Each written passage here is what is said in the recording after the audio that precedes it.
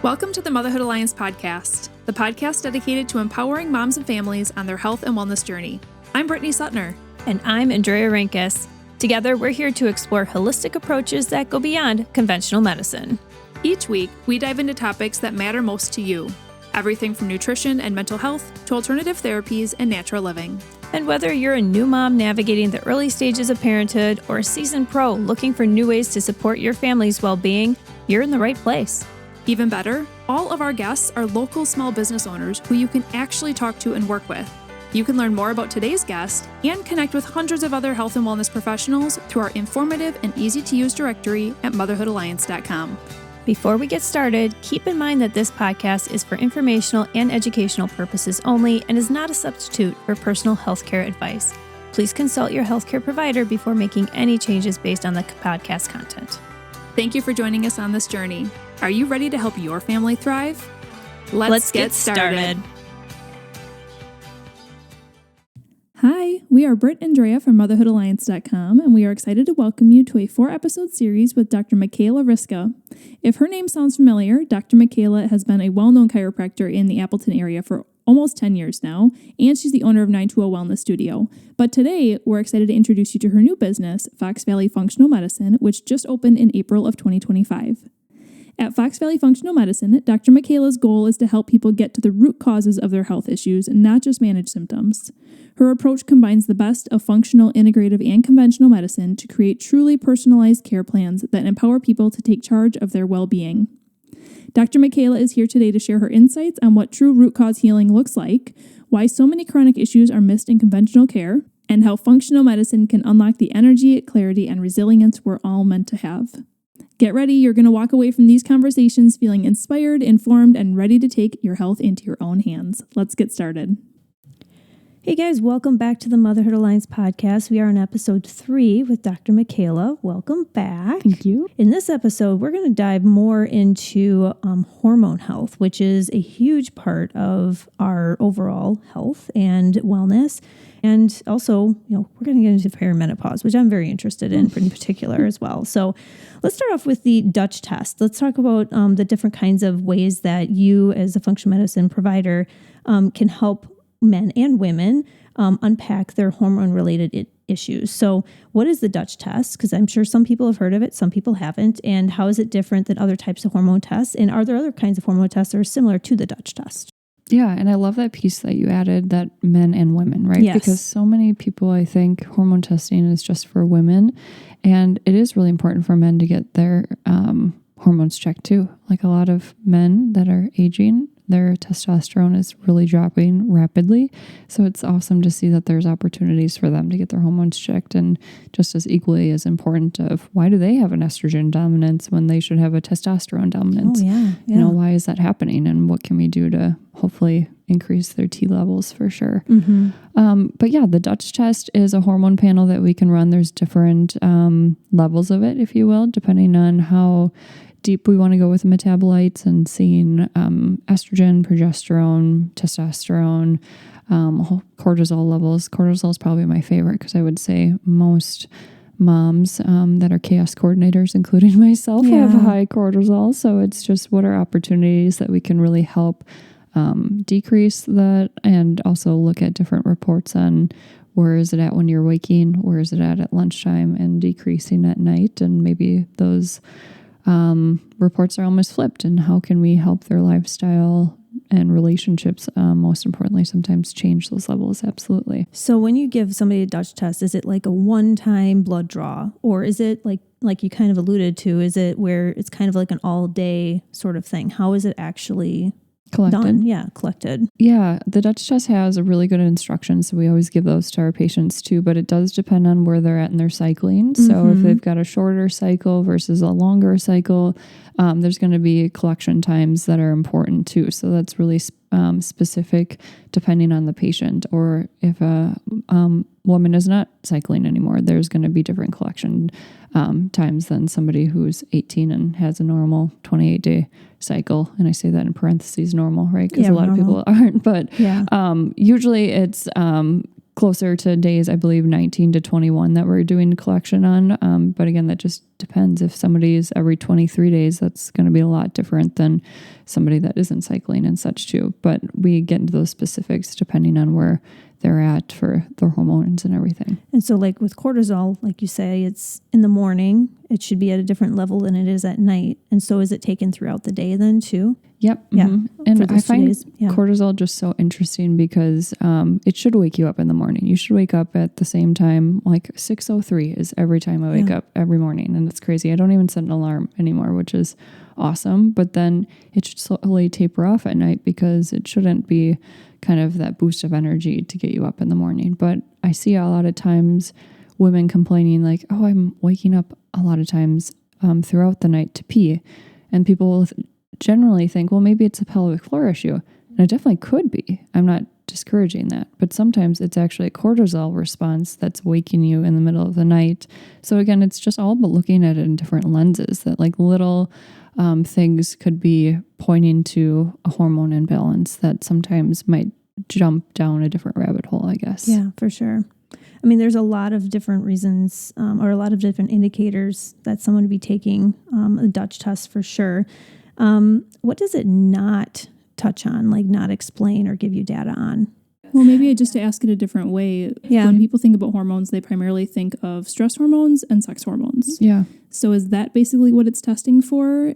Or because our bodies are full of hormones in many different ways. So what is it testing for? And then if you can think of anything that it's not testing for, then you could share that. Yeah. And like I said before, there's different levels to it too. So if you want to do more of a cost-effective route, you can get just certain ones tested. My favorite though are for sure to be looking at like estrogen, estradiol, estrone, progesterone, testosterone. I mean, it's really good to be as comprehensive as we can be because they all have different pathways that convert to each other. So sometimes if you don't do the full package, you're kind of missing out certain links for those metabolites and what's happening. But again, I love to figure out like, why is this not converting to this hormone? And I don't need to get all nerdy on that right now, but it is just interesting of like, what is that missing link and how do we help support those levels? A lot of times I do see a lower progesterone in females, and different times of your cycle, those should be higher and lower. So a commonality though is really, why are we seeing low progesterone, especially in fertile women? I mean, that has such a huge implication on pregnancy and carrying to term, making sure those are, supporting the womb and the health too. But even afterwards too, some women struggle with unwanted like chin hair, or they struggle with like what we call like the buffalo hump behind their neck and such too. That's more of a cortisol response. So there's different things that we can look at an outward appearance too, that we could see that there's maybe some hormones that aren't as balanced as the other as well. Mm-hmm. What are some common, continuing what you just said, what are some other common symptoms that are showing that a woman, her hormones may be off? Yeah, a lot of it is very mood-based, so that's always fun, right? The irritability, the mood swings. I mean, most of us could kind of see that when we're cycling women, that we're coming up to our PMS time, right? But I did a continuing ed last year. Her name was Dr. Cindy for chiropractic care, and it was just so interesting. They were saying how if a woman is truly balanced in her hormones, you shouldn't know that you're about to get your period based on like those mood swings or those cravings or those typical PMS symptoms. You should really, as gross as it sounds, just wipe and see that, you've had your period. Obviously, most women are tracking when they're ovulating and in their luteal phase and everything like that. But beyond that, the only, there shouldn't be emotional changes, I guess. There shouldn't be significant ones, like where you're like blowing up on everything. Right. What about like cramps or physical symptoms? No, you shouldn't have to feel those either. That's a really good indication that there is something, going on. Could be low progesterone, changes in estrogen dominance, those types of things too. So figuring out that. But I thought that was such a good takeaway that if you have really good sex hormones and consistent cortisol and all those types of things, the only way that you should really know that you're cycling, obviously besides tracking it, is just wiping and seeing it. Yeah, you just know it's there. Yeah. Mm-hmm. So if you did a Dutch test and your results came back with either some hormones that are high or low, what does treatment look like? Yeah, I love the report that they give. They give a ton of lifestyle recommendations first. So like decreasing UV or decreasing phone usage for sure right away in the morning. That really impacts us as women for sure. And as well as getting outside, like walking in the morning is really good for our circadian rhythm, but also balancing out our cortisol and other sex hormones for both the men and women. That like morning light is really good too. There's a couple different apps that we can put on patients' phones too that help tell us when the UV light is most significant, and based on our zip code and such too. So in Wisconsin, we barely get to see light besides June, July, and August almost, right? So it's important though to get those morning walks for sure to help balance that circadian rhythm, which then has great implications on our hormone health as well. So it's little lifestyle changes like that is included in the report, which I love that they're starting there instead of just jumping into, a medication or something like that. But it is good to touch on that hormone replacement is a thing, and so is compounding different creams. And I see that a lot more in my perimenopausal or menopausal women. And as chiropractors, we don't have prescription rights, which is definitely okay by me, but we are working with a nurse practitioner here in the Valley that is able to kind of do some referrals for us too, in case we have patients that are needing those different supports. So it's definitely needed in certain circumstances. Absolutely. And you mentioned perimenopause or menopause, so let's go there. Mm-hmm. What is normal for our hormones to be doing? And then, like our hormones are going to be decreasing, likely, and you can correct me on this if you want, as we get older. But then that also leads to symptoms, which nobody wants to deal with, and nobody has time for that, right? So is hormone replacement really kind of the route for women and men as they get older to keep them to be able to feel good and continue their lives the way that they want? Not necessarily, but again, I really want to say that we are in support if it is needed, but we're always going to try least invasive first. But it also goes back to patient compliance for sure too. So if we're getting into the perimenopause, menopausal years, how do we support them with the hot flashes? How do we support them with the irritability? And conversely, how do we help their husbands too, who have maybe low libido, or low sex drive, low testosterone, and looking at all these different hormone levels as a couple too. That's what I think is really important, is sometimes looking at them as a couple together. And a good caveat to that as well is if one of the patients is maybe on a hormone replacement, say the wife is on a estrogen cream or he's on something, oftentimes we see the transference of the hormone imbalance. So it's really important to also keep that in perspective. We did a module on it in my functional medicine university studies on this, which I found so interesting. Like, why is the male estrogen keep increasing? Well, wife was on an estrogen replacement hormone therapy just by doing the creams and intimacy in bed or whatever, and just laying by each other. So it's like, how do we support him without interacting her? And so then that's obviously a whole puzzle piece of not only just looking at labs, but how do we also allow for that intimacy without, transference of hormones and making his estrogen go up when we don't want that. Yeah. Wow, that's really interesting. I wouldn't have thought about that. Yeah. Do you feel like it's important for women to have almost like a baseline hormone test done before they hit perimenopause so they can kind of see where they were at ahead of time? For sure. And I would echo, even in perimenopause and menopause, going back to Dr. Cindy and my continuing ed that I just had a couple months ago for chiropractic, it was so interesting too. You really shouldn't know that you're in perimenopause or menopause by hot flashes. That's a key indicator that, again, hormone imbalances are there. And that's not to shame people that they have those things, but let's help you live that quality lifestyle that you're not, just having to fan yourself or step out of the room or have these major influxes of hormones and such too. Let's support you in the best ways. I can completely agree with that. I feel like once somebody gets to that point of, hot flashes, it's already not too late, but it's already you've been in this perimenopause, menopause scene for a while now, It's the same thing, when with moms too, if it's normal for you, it's a normal quote for us to pee our pants after kids, but it doesn't have to be. Just like with menopause, it might be normal, quote, for that, but for the hot flashes, but it doesn't have to be. Right. And I think you meant to say it's common. Right. For it's them not to have quote. leaking. Yeah. But it's not normal. Right, yeah. And I do want to circle back to something else that you had mentioned, Mikhaila. You talked about estrogen dominance. What is that? Yeah, it's just having more estrogen, and it's just kind of dominating the other sex hormones. So it could definitely be from what you're eating.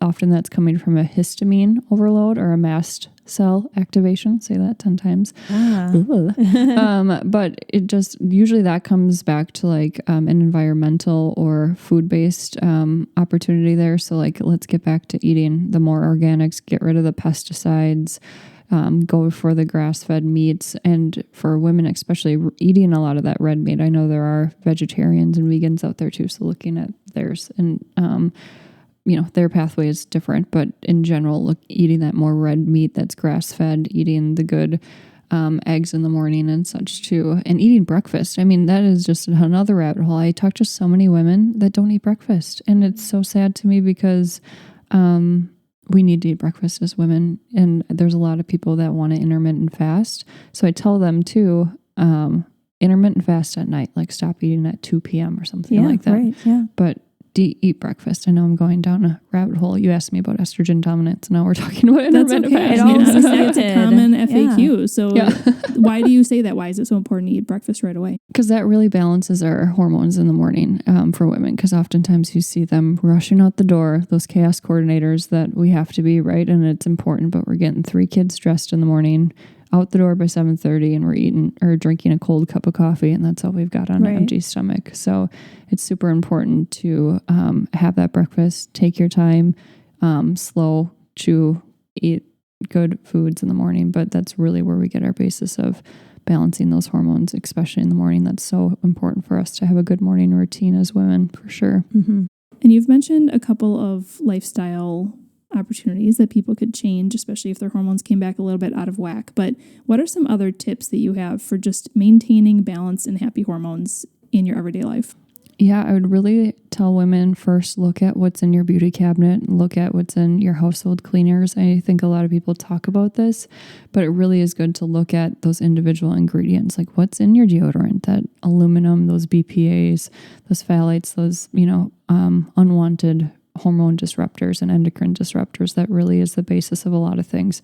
Perfume is just a no-go anymore. We can't do perfumes. And some people will be like, well, what do? I don't want to stink at home and I don't want to go to work and such. But we really recommend Rocasa is a big one that we recommend at our studio. They've got some great body care opportunities that are all very holistic and non-endocrine or hormone disrupting things. So really looking at deodorants, perfumes, what are you cleaning with? I recommend let's just do water, vinegar, and some essential oils. You can really clean a ton of stuff with that. Baking soda, and it's not as expensive. I mean, it's crazy how expensive cleaning supplies is. But I tell patients really be thorough, and it can be overwhelming too. You just got to start somewhere, but start looking at more lower tox opportunities for deodorants, body care.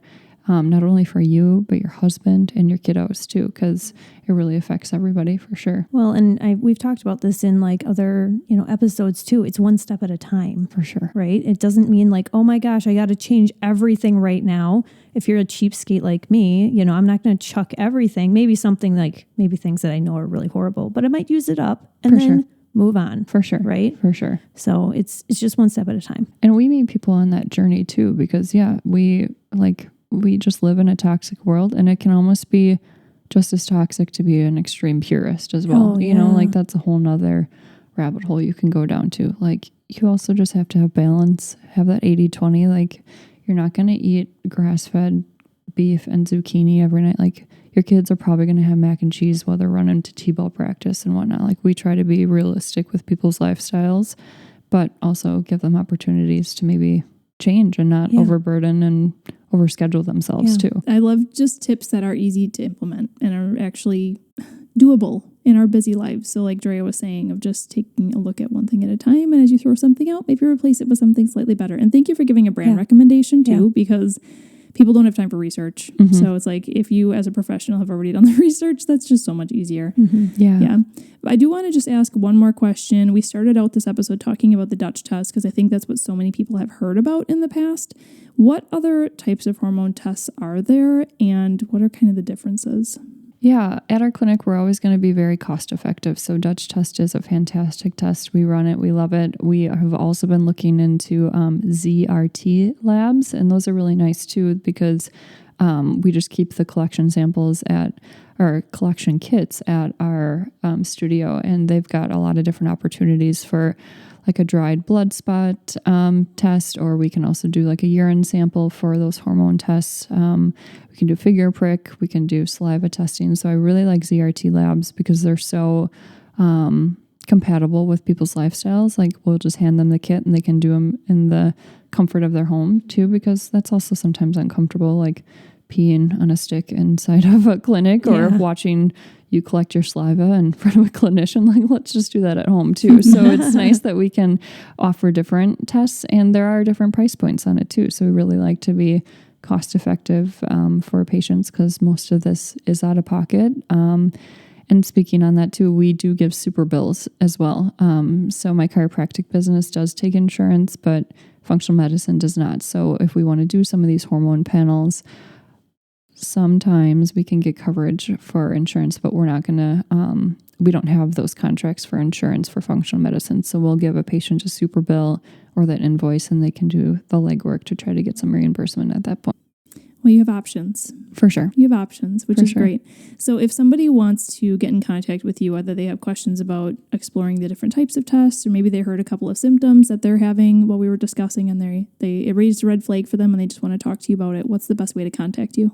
Yeah, I would say calling our clinic. We can do a 10 to 15 minute free consultation. And I say that in air quotes just because it is more like baseline testing or questions like, can you help with this? Yes, it's not diagnostic in 10 minutes by any means.